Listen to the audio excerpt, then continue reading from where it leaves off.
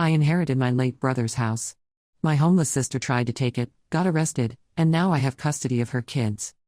I never thought I'd be writing a post like this, but here I am, still reeling from the events of the past few months. To give you some context, I come from a close-knit family of 5, my parents, my older brother Dexter, 35M, my younger sister Rachel, 26F, and me, 29F.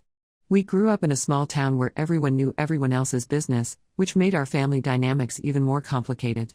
Dexter was always the golden child, smart, athletic, and charismatic. He moved to the big city right after college and made a name for himself in real estate. Rachel, on the other hand, was the baby of the family, cuddled and protected. I often felt stuck in the middle, not quite fitting into either role. 8 months ago, our world shattered when Dexter died in a car accident. It was a rainy night, and he was driving home from a late meeting. The police said he lost control of his car on a slippery curve. The news hit us all hard, but I think it affected Rachel the most. She and Dexter had always been close, despite the age gap. In the midst of our grief, we discovered that Dexter had left a will. To everyone's surprise, he left his house to me. It's a beautiful 4-bedroom home in an upscale neighborhood, worth easily triple what my tiny apartment was worth. I was shocked and, honestly, a little guilty. Why me and not our parents or Rachel? I later found out from Dexter's best friend that he had concerns about Rachel's relationship with money. Apparently, she had asked him for loans several times in the past year, always with some excuse about unexpected expenses. Dexter worried that if he left the house to Rachel, she might sell it impulsively to cover debts. For the first few months after Dexter's death, I couldn't bring myself to move into the house. It felt wrong somehow, like I was benefiting from my brother's death. But as my lease on my apartment neared its end, I realized I couldn't pass up this opportunity. So, about 5 months ago, I finally moved in. The house was everything I could have dreamed of, spacious, modern, with a beautiful backyard. For the first time in my adult life, I felt like I had room to breathe. I started to make plans for the future, thinking about how I could make this house truly mine while still honoring Dexter's memory. But my peace was short-lived. 2 months after I moved in, I received a tearful phone call from Rachel. Between sobs, she explained that she and her husband Tom, 28M, were about to be evicted from their apartment. Tom had lost his job at the local factory where he'd worked since high school, and they couldn't make rent. They have 2 young kids, Lily, 5F, and Max, 3M, and Rachel was terrified of ending up on the street. I hesitated when Rachel asked if they could stay with me. I value my privacy, and the thought of having 4 extra people in my space made me anxious. But the image of my niece and nephew homeless tugged at my heartstrings. Against my better judgment, I agreed to let them move in temporarily. The first couple of weeks weren't too bad. Rachel and Tom said they were actively job hunting, and I tried to give them space to get back on their feet. I gave them the 2 spare bedrooms, one for them and one for the kids. But as time went on, I noticed some worrying patterns. Tom spent most days lounging on the couch, playing video games instead of looking for work. When I casually asked about his job search, he'd get defensive and say I didn't understand how tough the market was. Rachel made excuses for him, saying he was still processing the shock of losing his job. After a month, I decided to have a serious talk with them about their plans. I sat them down after the kids were in bed and asked about their progress. Tom immediately got his back up, accusing me of being pushy and ungrateful for all the help they were giving me around the house, which, frankly, was minimal. Rachel jumped in to smooth things over, assuring me they'd be out soon. I wasn't happy, but I let it go for the sake of keeping the peace. Another month crawled by with no changes. The atmosphere in the house grew tense. I found myself spending more time at work just to avoid the awkwardness at home. Then, last week, Rachel asked to speak to me privately. I felt a glimmer of hope, thinking maybe she finally had good news about a job or an apartment. Instead, she dropped a bombshell that left me reeling. Rachel announced that she'd spoken to a lawyer and was planning to contest Dexter's will. She claimed that as Dexter's sister, she had more right to the house than I did. The worst part? She said I needed to move out within 30 days so her family could take over the house permanently. I couldn't believe what I was hearing. My own sister, who I'd opened my home to in her time of need, was trying to steal it from me. I told Rachel in no uncertain terms that there was no way I was leaving my house that Dexter had explicitly left to me. She got angry, calling me selfish and saying her family needed the space more than I did as a single person. That's when I lost it. All the frustration and resentment I'd been bottling up for months came pouring out. I told Rachel she had 24 hours to get her family and their belongings out of my house, or I'd call the police and have them removed for trespassing. She started crying and begging, saying they had nowhere to go. But I stood my ground, too hurt and angry to back down. The next morning, I woke up early, half hoping they'd be gone. But when I went downstairs, I saw they were still there, Rachel and Tom whispering urgently in the kitchen. So I did what I'd promised, I called the police. The next hour was one of the most painful of my life. Officers arrived and supervised as Rachel, Tom, and the kids packed up their things. Rachel was sobbing the whole time, alternating between calling me heartless and begging me to change my mind. Lily and Max were confused and upset, not understanding why they had to leave their aunt's house. I felt awful seeing their tears, but I knew I couldn't let Rachel manipulate me any longer. It's been a week now, and the aftermath has been brutal.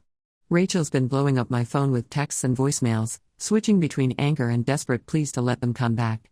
She says they're staying in a cheap motel and running out of money fast. Part of me feels guilty, especially when I think about Lily and Max. But a bigger part is still furious at Rachel's attempt to steal my home.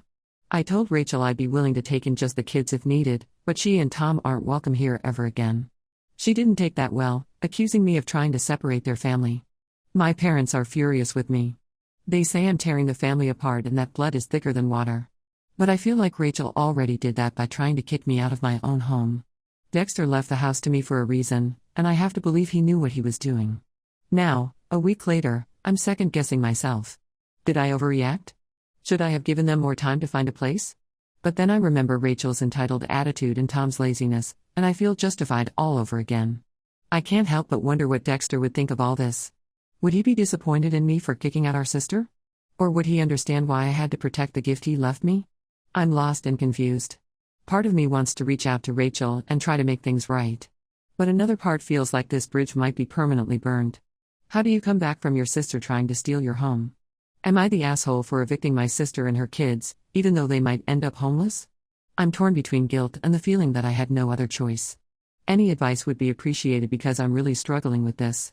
Update: when it's been about 2 weeks since I kicked Rachel and her family out, and to say it's been a roller coaster would be an understatement. I wanted to give an update because so much has happened, and I'm still trying to process it all. First, I want to thank everyone who commented on my original post. Your support really helped me feel less guilty about my decision. There were moments when I was starting to doubt myself, wondering if I'd been too harsh, but your comments reminded me that I had every right to protect my home and my boundaries. For the first week after I kicked them out, Rachel continued calling and texting me constantly. It was a barrage of messages, ranging from angry tirades to tearful pleas. I mostly ignored them, but I did reply once to reiterate that while she and Tom weren't welcome back, I'd take the kids if needed. That didn't go over well. Rachel cursed me out and accused me of trying to tear their family apart. Then, last weekend, something unexpected happened. I got a call from a number I didn't recognize. It turned out to be my Aunt Sarah, 54F, my mom's sister who lives about 3 hours away in a small coastal town. I've always been fond of Aunt Sarah. She's the free spirit of the family, the one who traveled the world before settling down to run a small bookshop. She's always been a voice of reason in family disputes. Aunt Sarah told me that Rachel and her family had shown up on her doorstep the night before, asking to stay with her. She'd let them in, of course. That's just the kind of person Aunt Sarah is, but she wanted to get my side of the story. Apparently, Rachel had told her a very different version of events.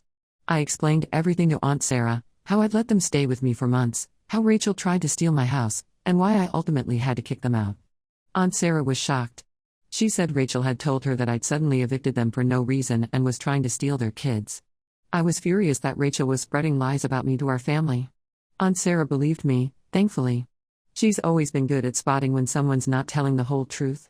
She promised to confront Rachel about her lies and get to the bottom of things. She also mentioned, with some concern, that Tom still wasn't making any effort to find work.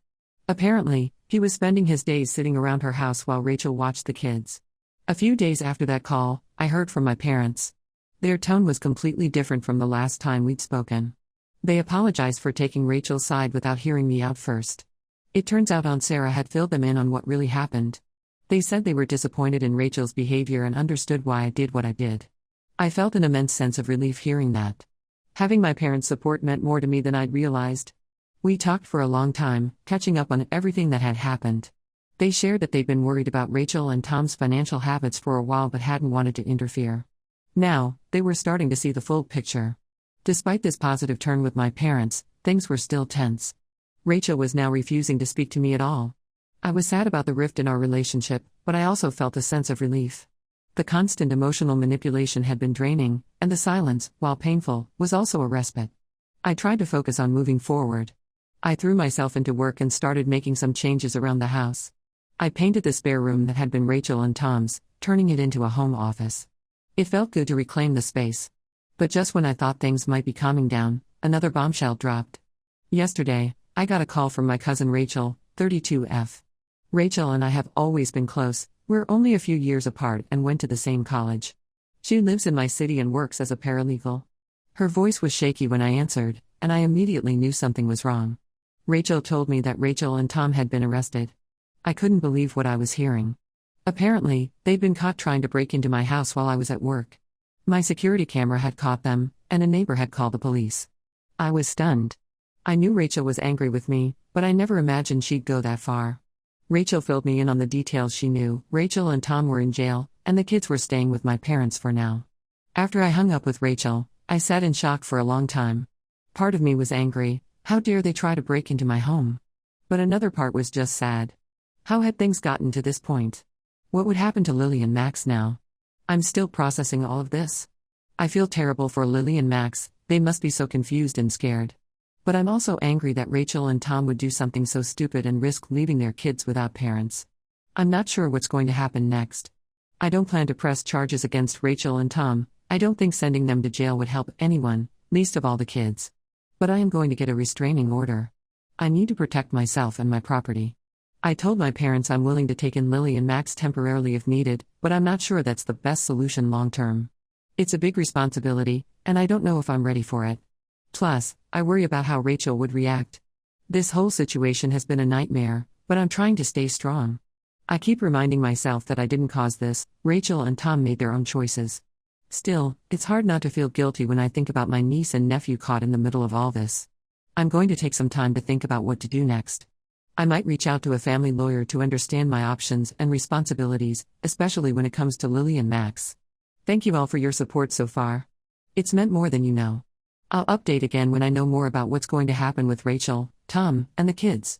For now, I'm just trying to take it one day at a time. Update 2. It's been about a month since my last update, and the situation has continued to evolve in ways I never expected. I wanted to share the latest developments because, honestly, I'm still trying to wrap my head around everything that's happened. First, regarding Rachel and Tom's arrest, they were released on bail after a couple of days. My parents paid for it, which I wasn't thrilled about, but I understand they did it for Lily and Max's sake.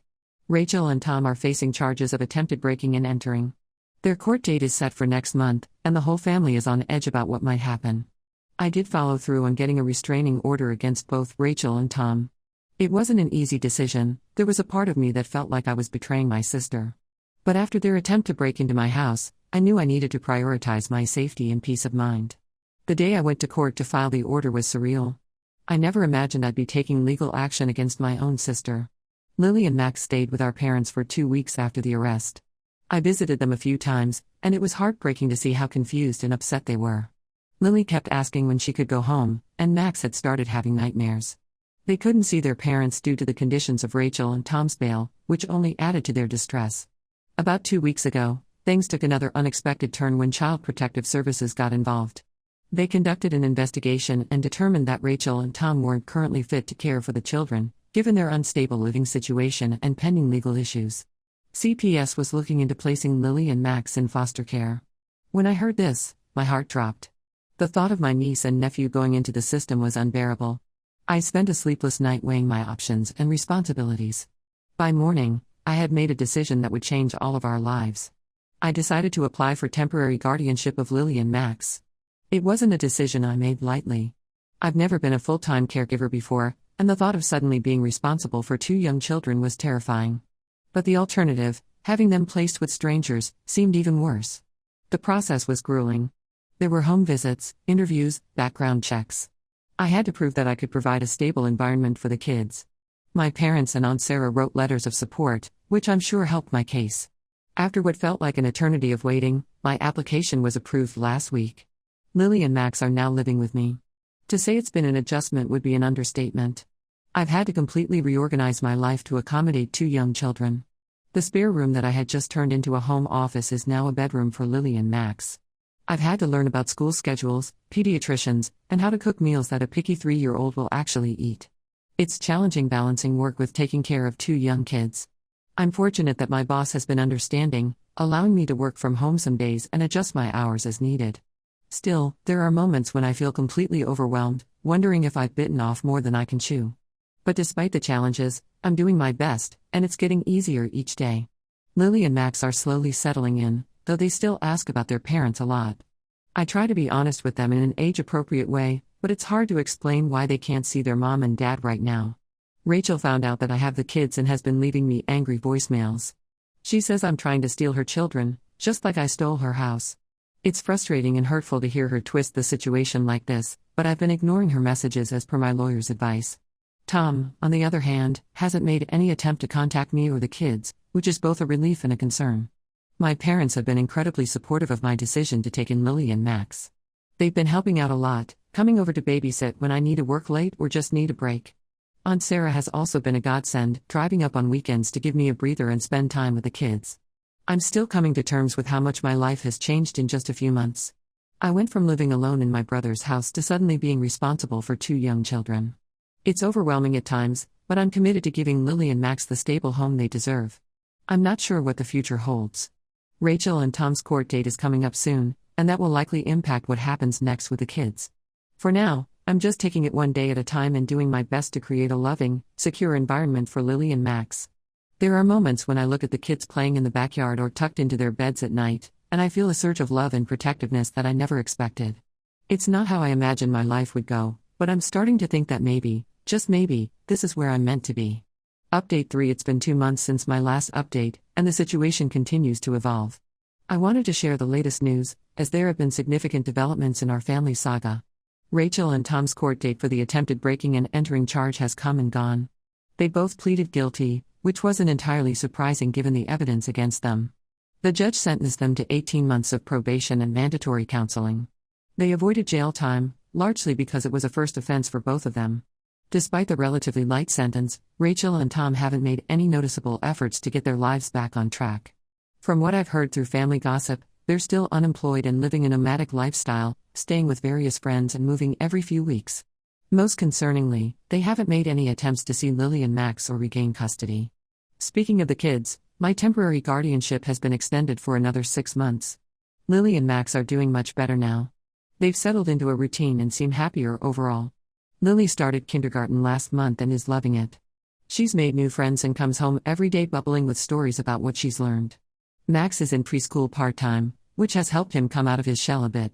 To help manage everything, I've hired a nanny to help out during the day while I'm at work. It's expensive, but it's worth it to know the kids are well cared for. My parents and Aunt Sarah still visit often to help out and spend time with Lily and Max, which gives me some much-needed breaks. The biggest news, and the hardest decision I've had to make, is that I've decided to petition for permanent custody of Lily and Max. It wasn't an easy choice, but after seeing how Rachel and Tom have continued to neglect their responsibilities as parents, I feel it's the best thing for the kids. I hired a lawyer who specializes in family law. She says I have a strong case, given the circumstances. The fact that I've been providing a stable home for the kids for several months now works in my favor. Still, the thought of permanently separating the kids from their parents weighs heavily on me. Rachel found out about my custody petition somehow. I suspect one of our relatives might have let it slip. She showed up at my house last week, screaming and demanding to see the kids. I had to call the police to remove her since she was violating the restraining order.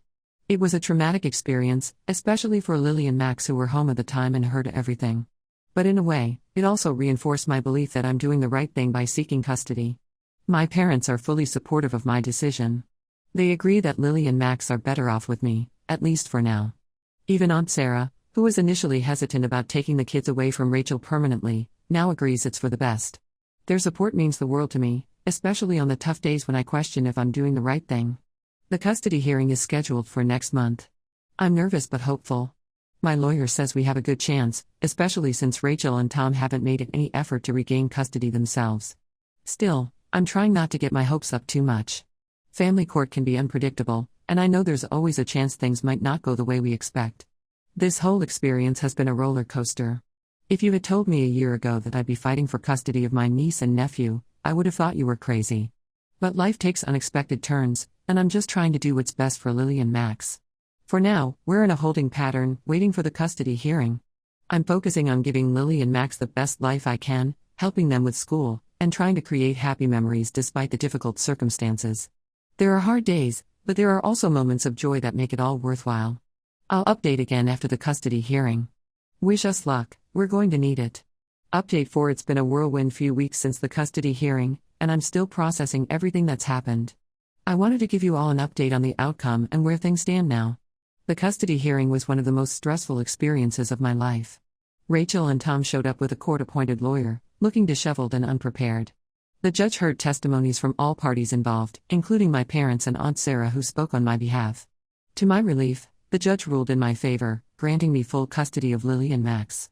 Rachel and Tom were given supervised visitation rights, contingent on them maintaining steady employment and completing a parenting course. The judge emphasized that this arrangement would be reviewed in a year's time, depending on Rachel and Tom's progress. The kids' reaction to the news was mixed. Lily, being older, had a better understanding of what was happening. She had a lot of questions about why she couldn't live with her mom and dad. Max, on the other hand, seemed more confused than anything else. I'm doing my best to answer their questions honestly while still being sensitive to their feelings. Rachel's response to the ruling was explosive. She had to be escorted out of the courtroom by security after she started screaming at me and the judge. It was a painful scene, and I couldn't help but feel a mix of sadness and relief. Tom, surprisingly, seemed more resigned to the decision. In the weeks since the hearing, we've been adjusting to our new normal. I've officially moved the kids into Dexter's old house permanently. We've been redecorating their rooms, trying to make the space feel like home for them. Lily chose a princess theme for her room, while Max is all about dinosaurs. Rachel and Tom haven't made any attempts to schedule their supervised visits yet. I'm not sure if they're still processing the decision or if they've given up entirely. It's a difficult situation to navigate, especially when the kids ask about them. My parents and Aunt Sarah continue to be incredible support systems. They've been helping with childcare, offering emotional support, and just being there when I need them. I don't know how I'd manage without them. As for me, I'm taking things one day at a time. Some days are harder than others. There are moments when I feel overwhelmed by the responsibility, questioning if I'm really cut out for this. But then Lily will give me a hug out of the blue, or Max will fall asleep on my lap while I'm reading him a bedtime story, and I know in my heart that this is where I'm meant to be. I'm not sure what the future holds for our unconventional little family. Will Rachel and Tom get their acts together and become a part of the kids' lives again? Will I be raising Lily and Max to adulthood? Only time will tell. For now, I'm focusing on giving these kids the love, stability, and support they deserve. Thank you all for your support throughout this journey. Your advice and encouragement have meant more than you know. I may not update as frequently moving forward, but know that your kindness has made a real difference in our lives.